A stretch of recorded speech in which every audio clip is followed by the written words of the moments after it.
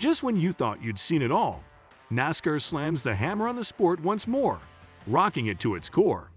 And this time, it's Erik Jones in the penalty box, facing a big setback.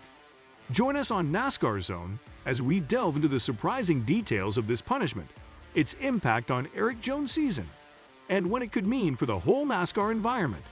But before we dive into that, do subscribe to our channel and hit the like button.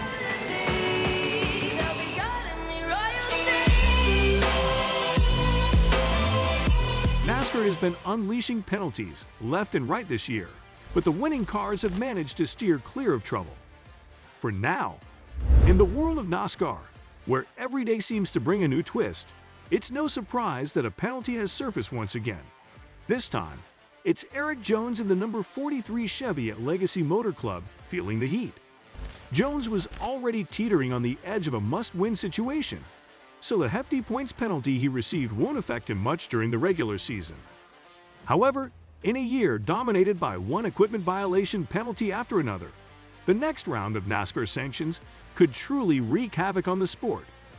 NASCAR has another L1-level penalty dropped on Erik Jones at Legacy Motor Club after a meticulous inspection of the number 43 Chevy at the renowned R&D Center.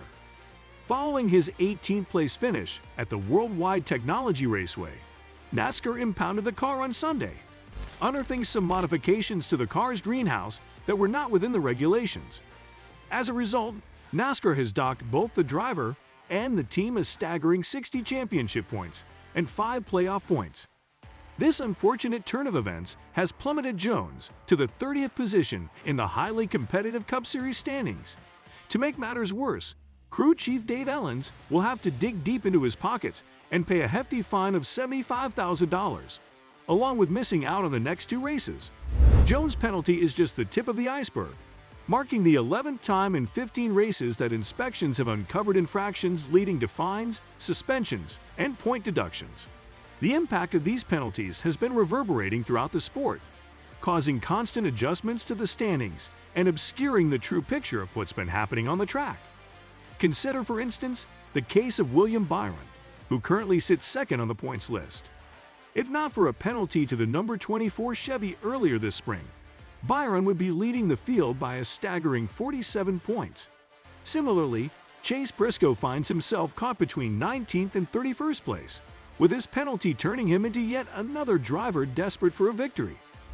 When it comes to the NASCAR penalty report, most of the cars that find themselves on it have undergone inspections at the R&D Center. Interestingly though, none of the winning cars have made that list so far.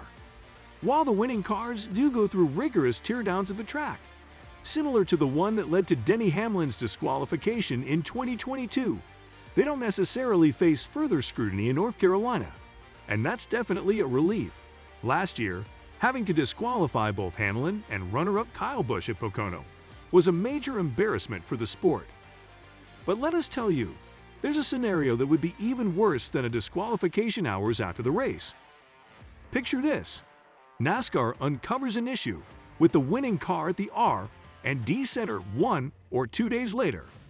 It would cast a dark shadow over the previous race, create distractions leading up to the next race, and raise serious doubts about the competence of the inspections conducted before qualifying and immediately after the victory. The resulting publicity, especially from those corners of the media that already have their fair share of issues with NASCAR, would be absolutely disastrous for the sport. It could even give potential new sponsors pause before committing their support. Considering the significant number of cars that have already been penalized this season, it feels like we're rapidly approaching a point where this disastrous turn of events becomes almost inevitable. Indeed, the list of penalized drivers and teams in the Cup Series is getting quite lengthy. Stay tuned, because the penalty drama is far from over. NASCAR Cup Series without Denny Hamlin, Daniel Suarez, and Chase Elliott engaging in their bumper car antics with their adversaries. Even with those incidents stripped away, the compilation of penalties related to equipment violations in the Cup Series is longer than the penalty summaries of the Philadelphia Flyers during the peak of the Broad Street Bullies era. Let's take a closer look at some of the noteworthy penalties that have shaken up the NASCAR scene. Phoenix. The chaos ignited when the hood louvers were confiscated from all 4 Hendrick Motorsports cars and Justin Haley's number 31 Chevy from Call It Racing. The aftermath was nothing short of epic, with H&S drivers successfully appealing their points restoration. NASCAR, despite upholding its findings in 2 appeals, decided to follow suit and restore Haley's points as well. Texas Motor Speedway. NASCAR took another swing at the Hendrick Motorsports camp and delivered penalties to William Byron and Alex Bauman. These penalties amounted to a hefty deduction of 60 championship points and 5 playoff points each, all due to greenhouse alterations. Martinsville, Richard Childress Racing's Austin Dillon felt the sting as his number 3 Chevy faced a deduction of 60 championship points and 5 playoff points. The troubles stemmed from issues with the underwing assembly mounting. Darlington, Tyler Reddick and his number 45 Toyota from 2311 Racing found themselves on the receiving end of a NASCAR penalty. They lost a total of 10 championship points due to the improper loading of ballast onto the car. Charlotte, Chase Briscoe of Stewart Haas Racing bore the brunt, facing a massive deduction of 120 championship points and 25 playoff points. But that's not all. His crew chief, John Klossmeyer, received a staggering $250,000 fine and a 6-week suspension. This penalty saga originated from a counterfeit NACA duct discovered on the engine panel. The Charlotte Motor Speedway witnessed more than just Chase Briscoe's penalty.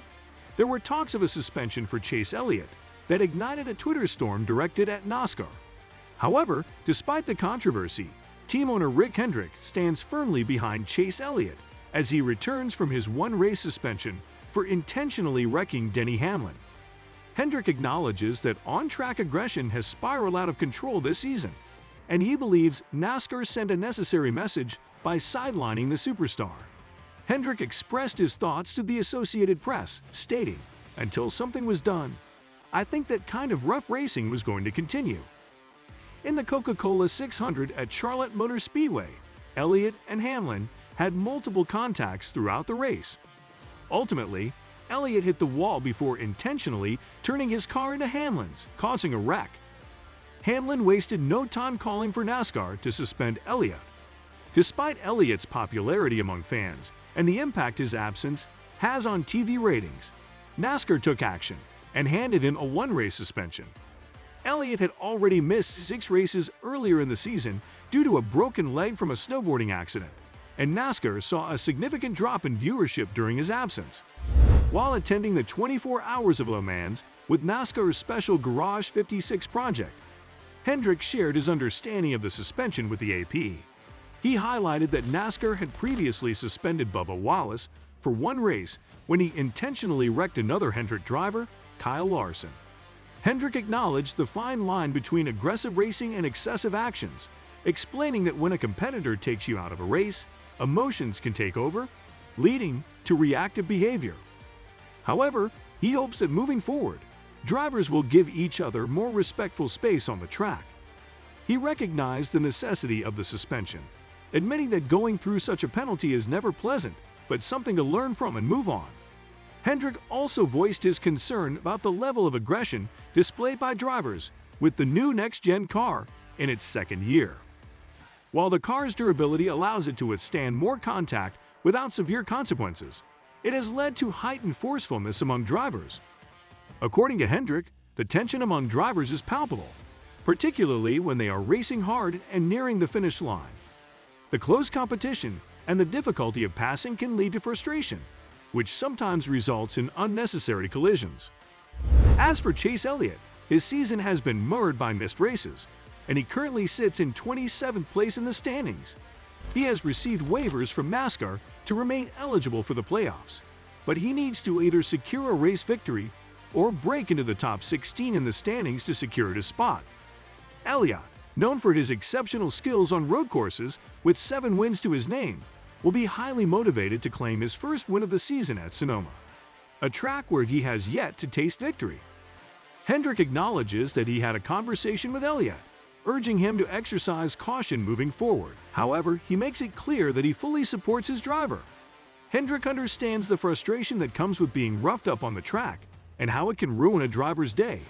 emphasizing the importance of keeping emotions in check. With the upcoming race at Sonoma, Elliott and the team will be focused on a strong performance while maintaining composure amidst the intense competition. The suspension list goes on, showcasing the magnitude of the penalties that have rocked the Cup Series. As the season unfolds, we can only wonder what surprises await us next on this thrilling NASCAR journey. That's all for today. Hope you enjoyed it. And don't forget to subscribe to our channel to see more of our videos on NASCAR updates. Look forward to seeing you in the next video.